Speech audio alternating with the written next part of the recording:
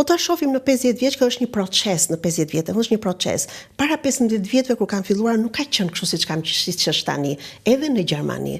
Domethënë edhe atëherë kanë qenë gjërat ndryshe, por është një proces zhvillimi dhe e shikoj që dhe në Shqipëri në vitet e fundit ka një vëmendje shumë të madhe për karshi. Kur ka nisur në Shqipëri kjo lloj vëmendje, domethënë ndodhi, se edhe këtu Also ta them të vërtetën para neve si mësuesit e diasporës kemi një herë në vit takohemi dhe kemi seminaret e përbashkëta.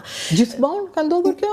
Kjo ka ndodhur 17 vjet që ndodhin seminare dhe këto kanë filluar takohen mësuesit e diasporës. E diasporës. Dhe kjo ka filluar me iniciativën e ish drejtuesit ose funksionarit që ka qenë në Ministrinë e Arsimit të Kosovës, ku ai vetë ka qenë mësues në diasporë, ka qenë mësues në Gjermani dhe me rregullim dhe me luftën që mbaroi atje, ai u kthye në Kosovë dhe kontriboi që nga Kosova dhe Nuhigashi. Nuhigashi, domethënë njeriu që ne duhet t'i falenderojmë për nisjen. Po. E bashkimit të mësuesve diasporës është zoti Nuhigashi. Po, ishte iniciativa atij që e filloi si një gur themeli e cila ka vazhduar. Jo vetëm me mësuesit e Shqipërisë Kosovë, por edhe në Shqipëri u ka bashkuar të gjithëve. Komplet, ai bashkonte mësuesit për herë të parë. Dhe ai ka bashkuar të gjithë mësuesit e diasporës kudo që ishin. Në fillim pas e ka qenë një grup i vogël, pastaj sa vinte dhe shtoheshe, sa vinte dhe ne aty edhe jemi njohur, kemi krijuar një rrjet, pastaj u menduan se tash duke ardhur aty ti flet, bisedon, vërtet mëson në seminar, po i tregon edhe ato sfidat dhe problematikat që kanë mësuesit